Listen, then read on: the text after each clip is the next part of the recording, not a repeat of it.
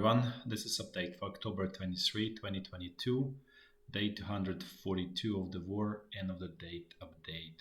So as past, I guess about week or so, or maybe even more 10 days, nothing major is going happening on the front line in terms of major developments.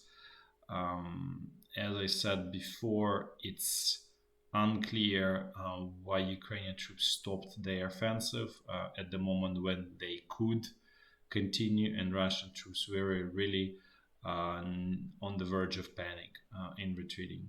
Now the front line as a whole stabilized a little bit because Russian command got time to basically recover, gain control, and to get some reinforcements. Yeah, they are not the best sort of quality reinforcements, but still, it's better have something than nothing. Let's put this way.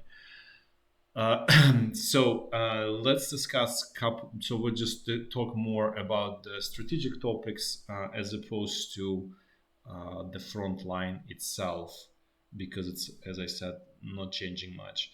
So the first one is actually sort of nuclear attack. So yesterday, Ukrainian president was mentioning that Russia can attack his bunker in Kiev and destroy, and he was calling for the West to retaliate and so on. So looking like a martyr there. So I thought that that's a little bit sort of kind of like hysterical, but turns out there is some smoke there and fire. The Russian Minister of Defense came out today and tried to accuse Ukraine of preparing dirty atomic bomb attack, unclear where, and they called UK, US, France, Turkey to discuss all of this, right? So there's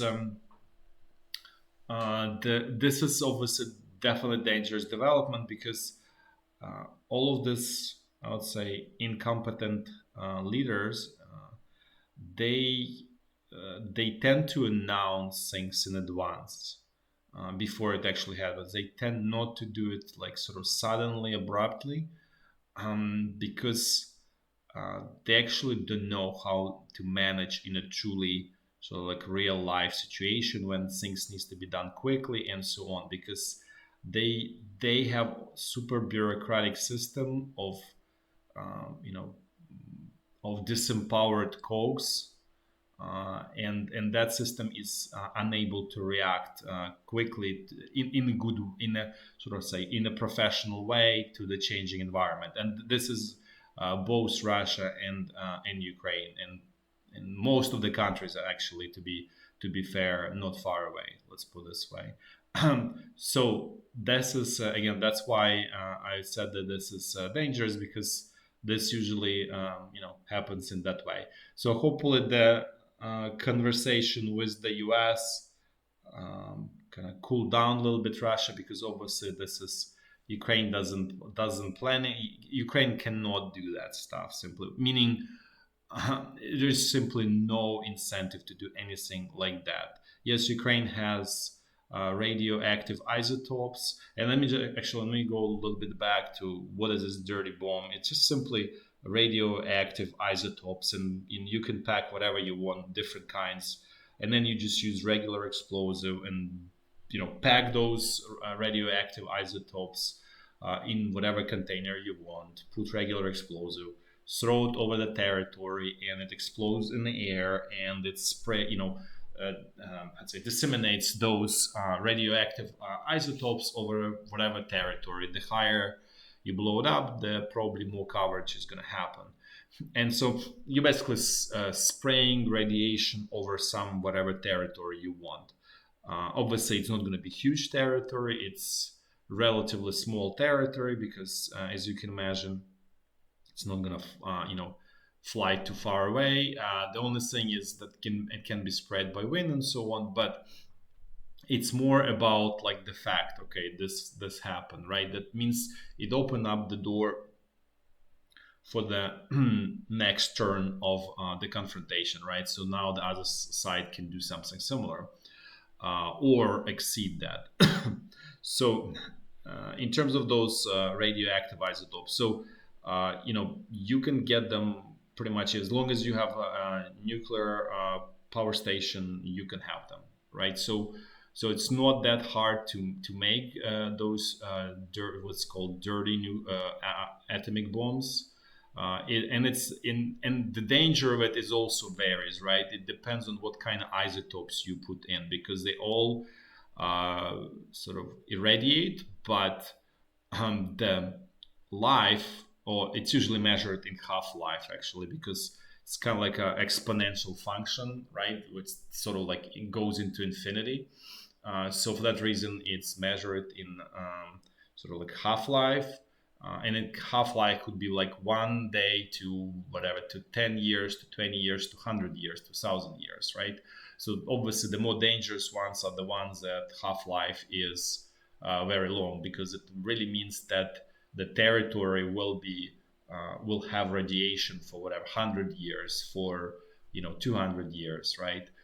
Those also kind of like more harder to get as well. So it's not like, in other words, the sort of like the ones that was a shorter life, they're sort of like more abundant as a product. So that's a little bit of on the positive, if you could say anything positive about this situation.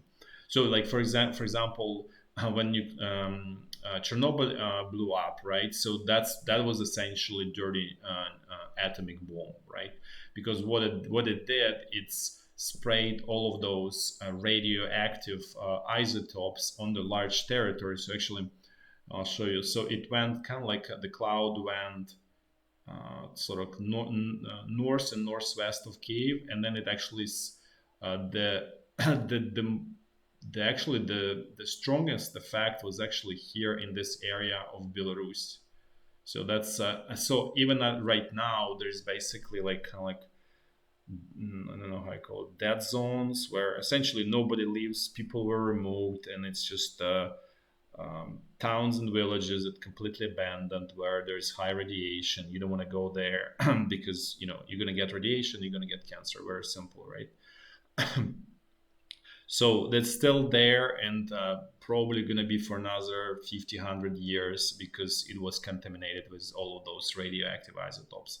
So this is what we're talking about when we say, all of these dirty bombs and stuff like that. Hope that clarifies that part. Um, so, and hopefully that doesn't happen, let's put it this way. But it's just very dangerous sort of development. That's all I can say. Then let's actually discuss a little bit. Actually, let's sort of touch China again for a little bit. So first, I mentioned about the alliances being formed. So it looks like Pakistan is gonna join this.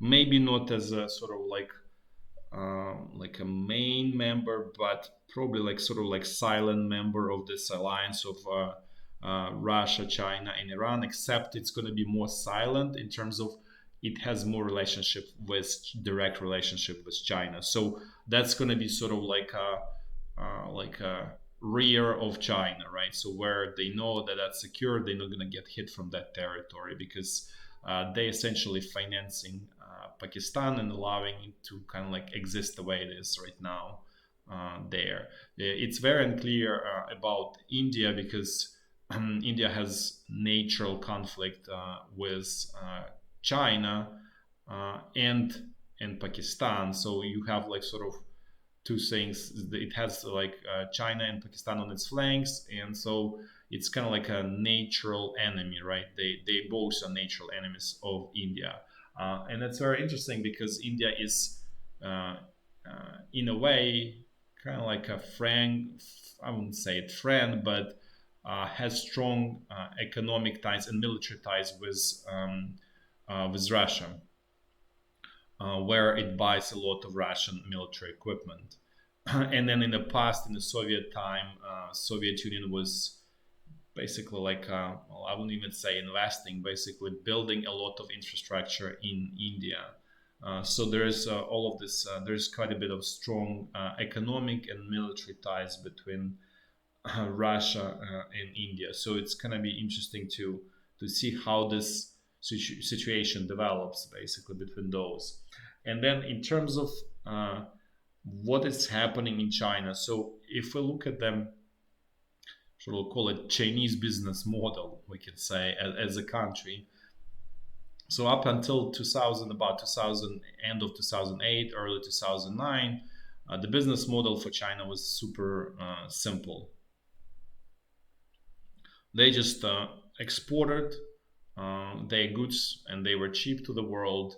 They were sort of wiping out all of the competitors, all of the industrial production around the world, and essentially the industrial production, majority of it from the world, was concentrated in China, where it was the it was cheapest because there was a lot of, let's say, first of all, there was cheap labor, but also there was all kind of incentive from the Chinese Communist government to allow basically internal producers and foreigners to efficiently produce in China, including basically removing any kind of like even like environmental limits and so on, because uh, the pollution in China, industrial pollution in China, is actually horrific. Um, but the Chinese Communist government decided, okay, this is going to be our price for the industrialization of China. So it's the same, because this is all kind of like typical communist thinking. Um, we're gonna hang uh, the West on the rope that they will sell us, essentially, right? So that's what Soviet Union was doing in late 20s and then 30s, preparing for World War II.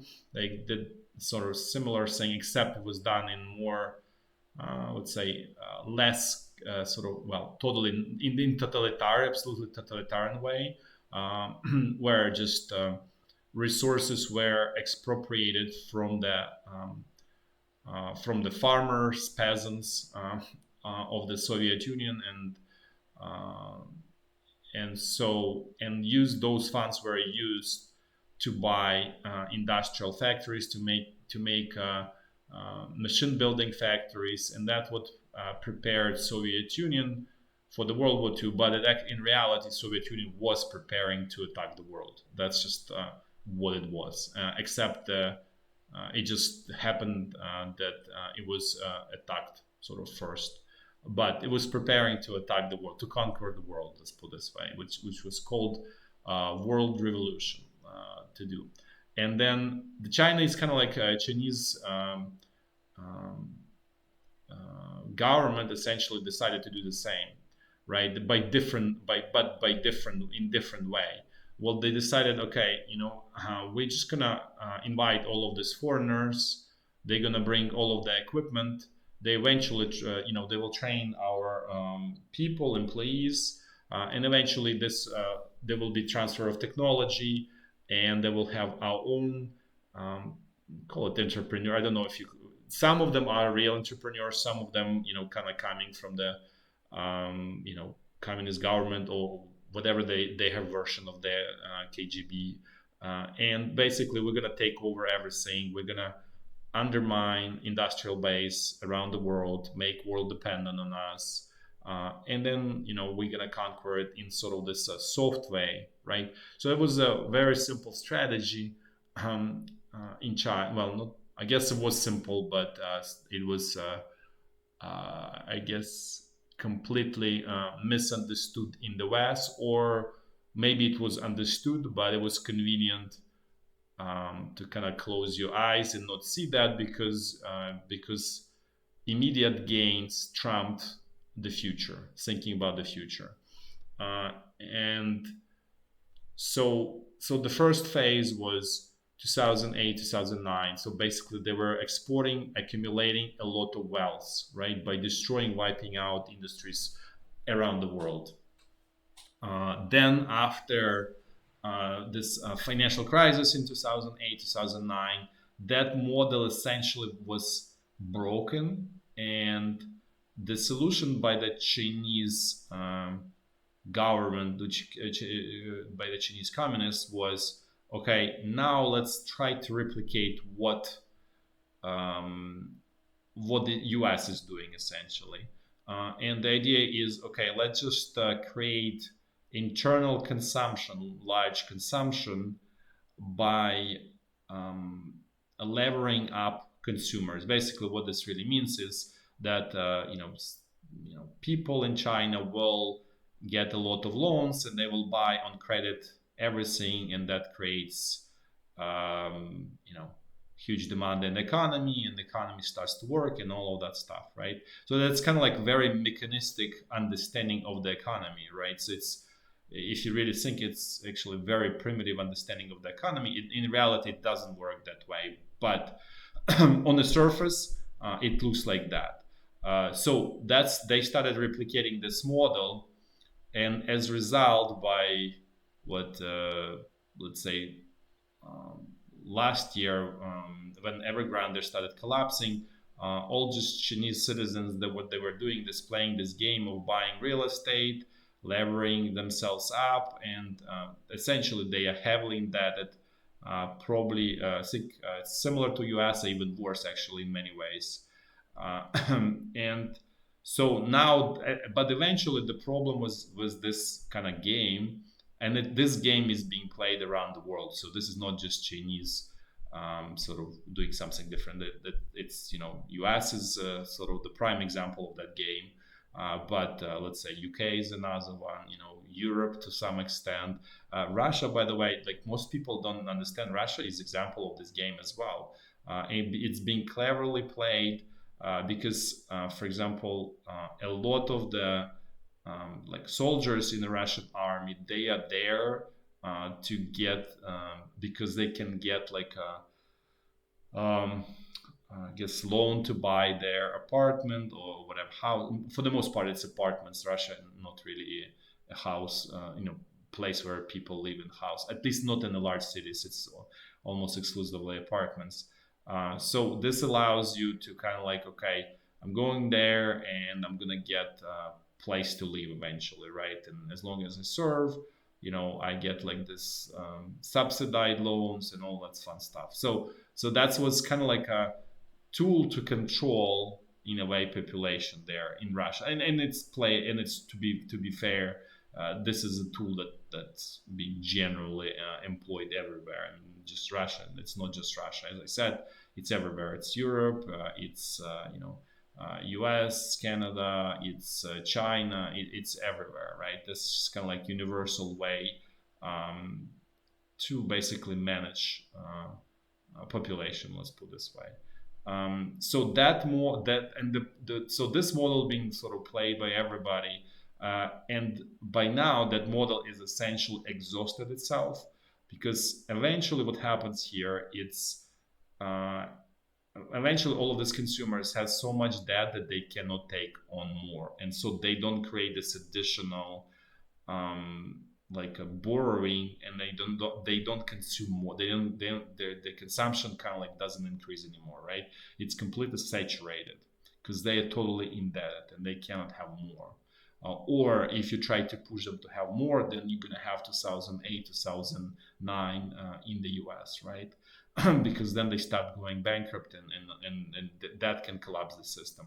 So basically, this is where China is right now. So this whole system is not, this model is broken now. This second model is broken too, and there is no vision what to do next in China, essentially. And that's actually the sign that Xi Jinping was re-elected is actually testament to that. That there is no vision. They don't know what to do. So let's just keep status quo, essentially. That's you know actually sign of weakness, right? It's not sign of strength. Not I'm not talking about what happened during that communist party meeting, but I'm talking about as a system, right? Where it's going in a long term perspective.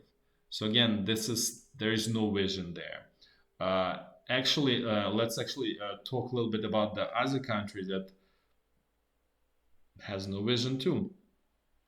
This time I'm gonna pick up on UK. I would ask all of the viewers from UK, I would say, not to hate me and to understand it in a positive way, because it's not being said to sort of insult or anything like that. It's just sort of sad reality of life. And so what happens is, so we had Boris Johnson, who didn't manage to get the economy working. And to be fair, it's not his job. It's actually the problem is that that people somehow saying that there is this some magician who can make economy work. That's not true, and never been true. But somehow people like to sort of crystallize this whole thing in one person. It's like almost like they craving for for the kings or whatever, like how it used to be in the past. So and in many ways, all of these prime ministers, presidents are just much softer reincarnation of kings.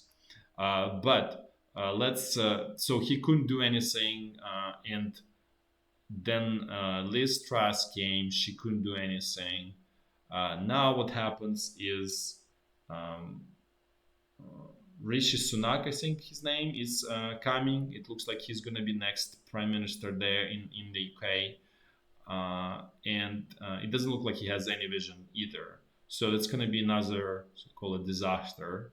Uh, and this the situation there is very identical to actually to China, where it's all over leveraged, right? Consumer too much debt, everything is too much debt, regulation, red tape everywhere, and so you have this situation when the supply cannot be increased, and it's just basically like the country self suffocating itself. Um, and so again, so this is going to be new sort of prime minister there. Looks like, I'm not saying he's for sure, but it just nobody's left there standing. they, they tried all of the options, and I guess this is the last ditch effort and last option, which probably will prove to be as sort of ineffective as the previous two. The sort of from a Ukrainian perspective, the problem was Rishi Sunak is that he's actually say closely tied to the Russia and Russian president. His wife is daughter of the founder of Infosys. This is like large IT consulting company. Basically, the way they exist is there are a lot of Indian software developers, and they basically outsource them to the to non IT companies around the world to write for them software, right? So that's how they make, and then they wrap around, they create more services about advising and so on. But the core of it is they basically provide outsource coding for large corporations of this planet, right? And so he earned a lot of money from this, and he's actually I would say called friend of the Russian president. So basically, I hope it you can sort of trace connection, and it's you know despite all of the I would say despite what Rishi was saying, like, hey, he's not responsible for his wife and so on. As you can imagine, this is a family, right? There is a saying in actually Ukraine and Russia where they say husband and wife is the same Satan. So, so that's why I'm saying that this is one, despite they trying to present themselves as two separate identities. And not to mention that Infosys never withdrew from Russia and still working there, even though most of the Western company, well, I guess it's not Western company, it's Indian company. So Western company withdrew. It's competitors such as I think Accenture is one of them, but Infosys is still there. So the on the positive out of all of this is it seems like the Rishi doesn't know what to do either, so he probably won't stay there long, and he's going to be out fairly soon. So that's update on the UK. Then let's actually switch a little bit to Russia. I think everybody saw the news that Russia basically is forming sort of like a black market fleet of tankers. What this really means, they buying um, tankers around the world that essentially going to be like a black market where they're not going to be insured. They're just going to go and sell um, Russian crude oil for anyone who wants to do sort of like black market deals, right? If you want to, because there is quite a bit of that is going on with the Russian crude. For those who still not aware, I mentioned about this starting from March of this year when it's all started. So there is a lot of like Russian tankers go into the sea, ocean, whatever, and then they meet with another tanker. They just reload that crude to that sort of more normal tanker, and then it goes to the international market and sells it as if it's some whatever crude that came from the Persian Gulf or whatever, something like that. But basically, it's kind of like a smuggling, I guess you can say that way. So what happened is that Russia does not have actually the Russian government, Russia does not have big fleet of these tankers. They actually have very few. So it was kind of like easy, relatively easy for the West to choke it off. So now they're buying up these tankers around the world to kind of have more under their disposal. Then let's actually mention a little bit um, about Ukraine. So Ukrainian prime minister basically went to, I think it was Germany or UK, I don't remember, one of those countries. And in the media there, he said, well, you know what, we basically broke. We are beggars and we cannot survive without continuing financial helps. And basically he says, like, we don't have money to even pay pensions and essentially don't have money to pay public employees. Basically, the state coffers are empty, and they live by whatever comes from the West.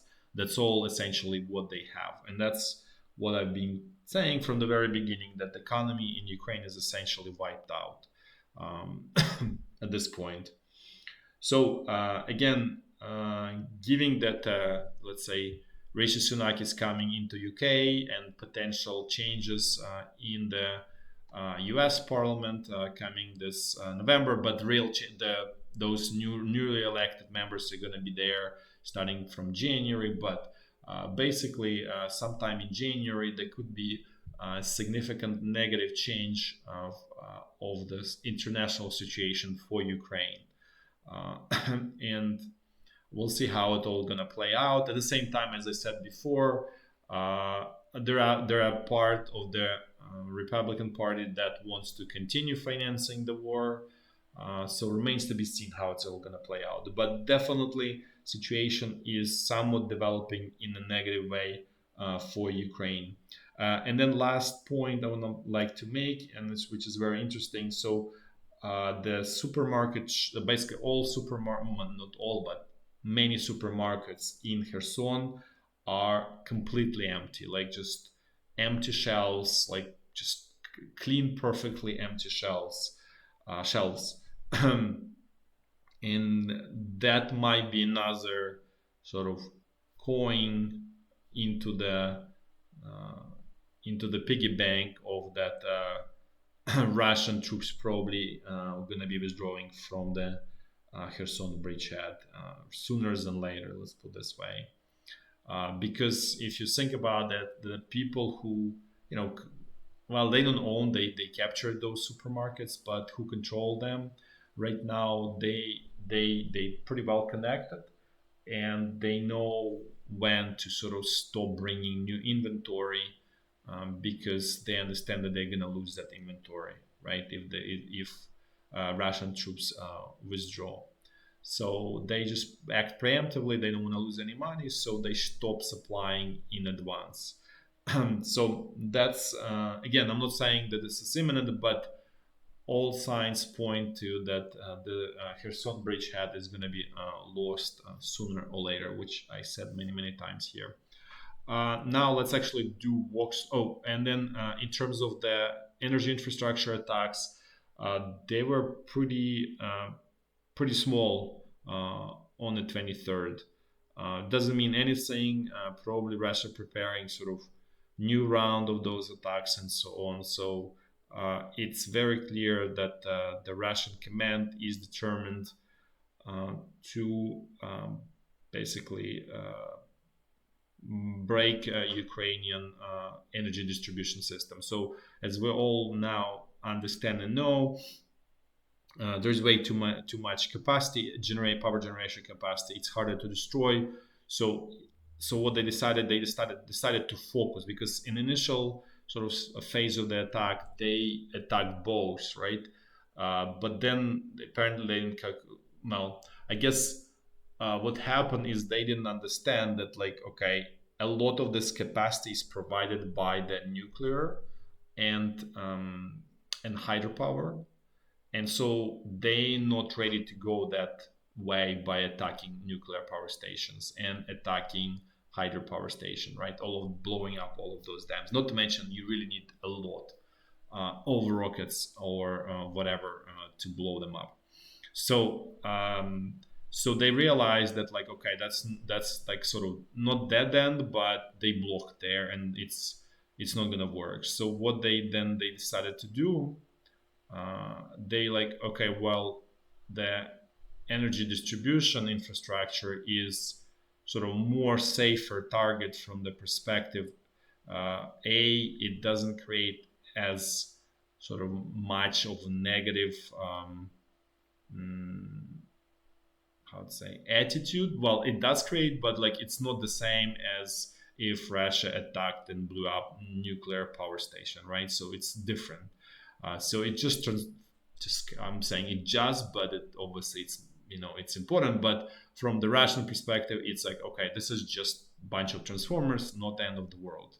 And the idea is also like, okay, if we capture Ukraine, then it's easier to repair transformers than to repair entire power stations, right? So it and it's faster, right? Well, it's not still going to be, as I said, it takes about 9 to 18 months to repair all those transformers, so still going to take quite a bit of time, but it's easier. And so they decided to focus exclusively on the energy distribution system at this point. So eventually that will, as I said, if they continue, and they looks like they continue, it will basically disintegrate Ukrainian energy system into islands, and you know, then they will continue destroying each island separately. So that's what's going on. Then one last update, sort of more strategic, before we jump into the front line, is that Russia is hoping that, which I actually forgot to mention yesterday when I was discussing, that Russia is sort of super excited that Xi Jinping kind of like was reelected, because from their perspective, then attack on Taiwan is imminent.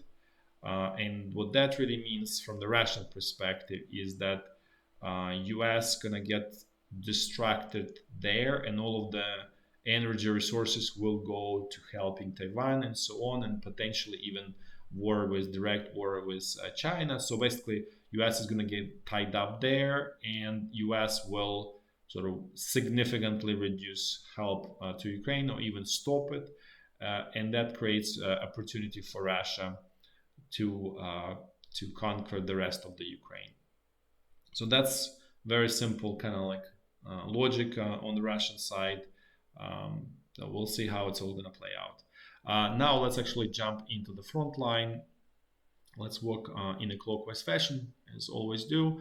The situation along the state border is a little bit less intense, a little bit less shooting at each other, but as always, there is always exchange of artillery fire there and rocket fire. Now let's jump to North Luhansk front line. Things here are more or less the same. There were reports that Ukrainian side tried not large scale like offensive, but sort of more like a probing attack from Raihorodka directed towards Svatove.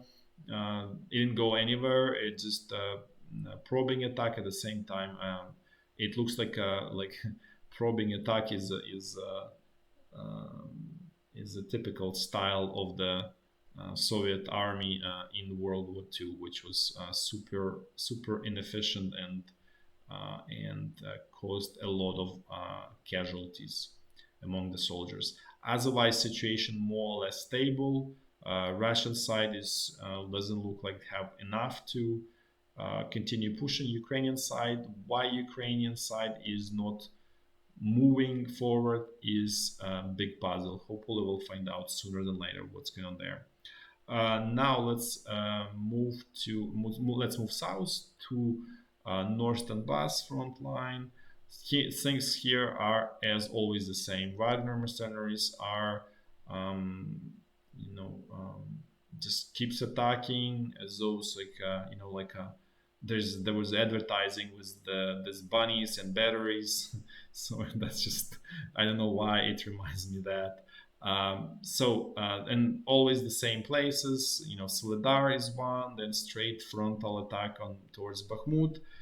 There's here, it's totally unclear what's the goal of the attack here. I'll be honest with everyone.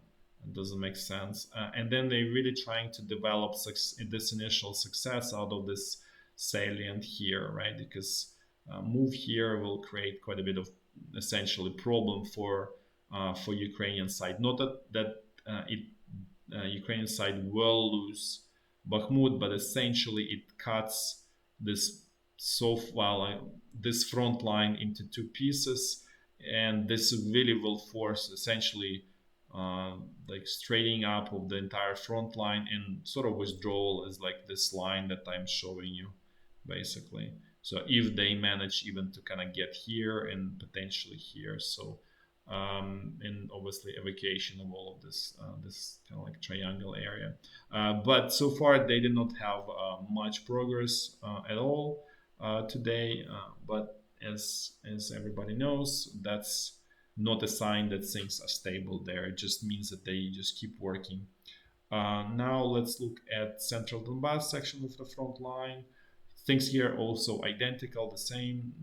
Attacks out of Pisky salient. Russian troops are slowly moving in this northwestern direction and like more northwestern direction. Then frontal attacks toward Avdiivka nowhere, then Marinka same, and Novomikhailivka. So essentially nothing is moving except the only place where Russian troops are moving, but 20-50 meters per day is this Pisky salient, but that's pretty much it. Now let's quickly check Zaporizhya front line, where nothing ever happens, and was the same today. Now let's finish with Kherson bridgehead. Things here were also stable. Nothing has been going on there.